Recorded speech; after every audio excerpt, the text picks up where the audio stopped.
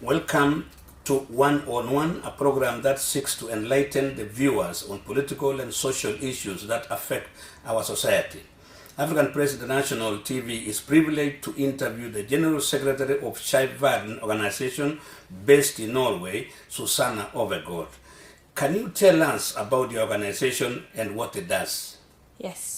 Skeiv Verden, or Queer World as we call it in English, is a small Norwegian-based organization, as you said. We work with LGBTI people, lesbian, bisexuals, transgender, homosexuals and intersex people that have a foreign background.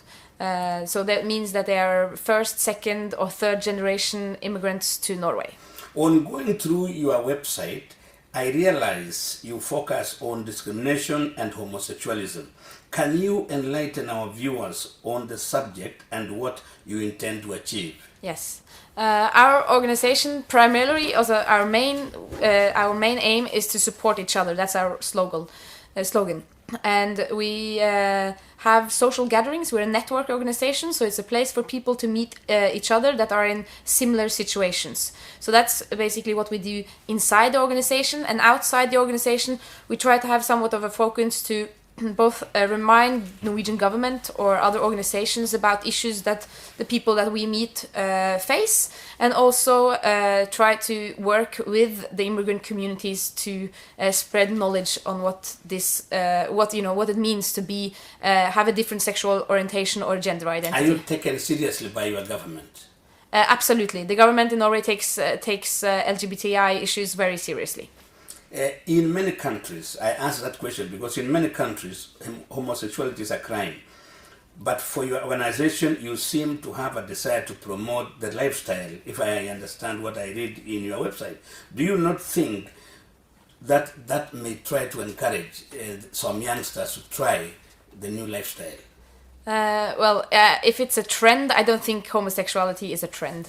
Then you might say that if you speak from the church, then you're a missionary, or if you come from the mosque, then you're trying to recruit, or if you're talking about or speaking warm about your favorite restaurant, then you're also recruiting for your favorite restaurant. So no, the people that we meet are mostly people that feel their feelings do not match what society expects of them in terms of how to find a partner. How do you relate to the churches, Christianity, for example? Well, we don't speak so much about religion here. Obviously there's a focus on religion, both Christianity, both Islam, both Orthodox, Catholic, but we see it more as a cultural challenge and not so much as a religious challenge. On reading some of the articles on your website, I came across issues raised by one of your guest speakers who has attended some of your seminars, who says some families in Norwegian society, do send their children abroad to cure them from homosexuality. Can you say something about it?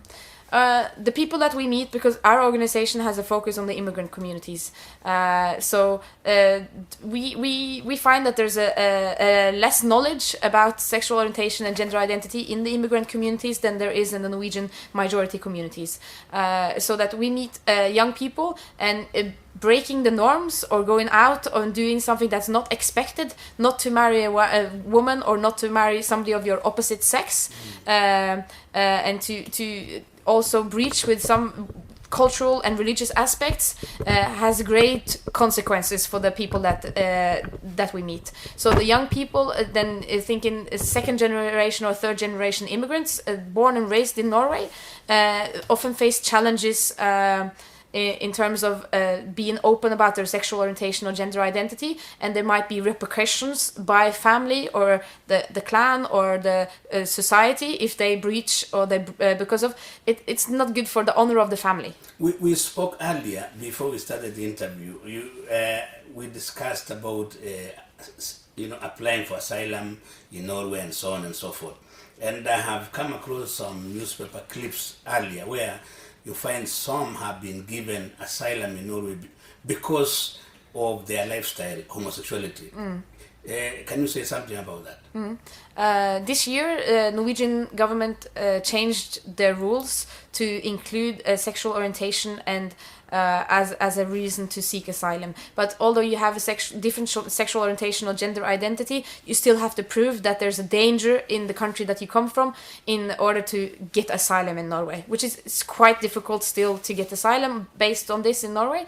But it's now opened for the possibility that it can happen in Norway. Are you afraid that it can be misused? Because even you support these people, yes. You feel you are doing a good job to the organization to support them. But are you afraid that it might be misused by some people?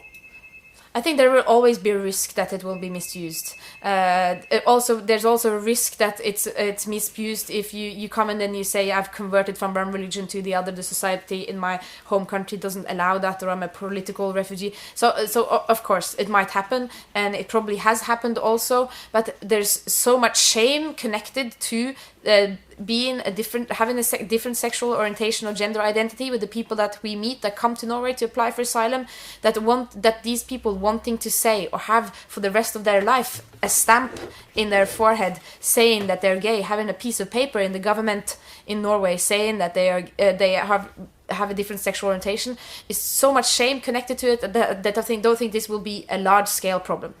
What message do you have for the politicians of this country on this subject?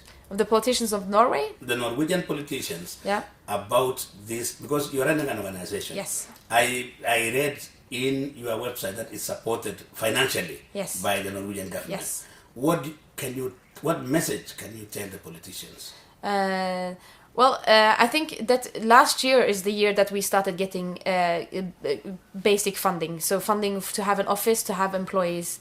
And it has just opened for us as an organization to have people in the office all the time. So we are increasingly meeting more people that have great needs for support in loads of different ways, psychologically, in terms of dialogue with families, dialogue with religious communities. So we work on many different aspects. So we hope, obviously, that we are heard, and the politicians will also look at this group, because this is a vulnerable group and they need attention, so that we also can survive as an organization. Finally, can you tell also the rest of the society, not politicians alone, what you expect from them towards these people that you say they are vulnerable? I expect people to get knowledge. I expect people to realize that if there's something that you don't have a lot of knowledge about, then you go and find the knowledge so that you can learn about it. And the rest of the society, especially in terms of having an immigrant background, they face a lot of hate crime, threats, verbal abuse, also in the Norwegian society. So we need to be able to say and to address these issues within the societies, without being stamped as racists or something like this. We thank you, Susanne Ødergaard, for allowing us this interview. Thank you.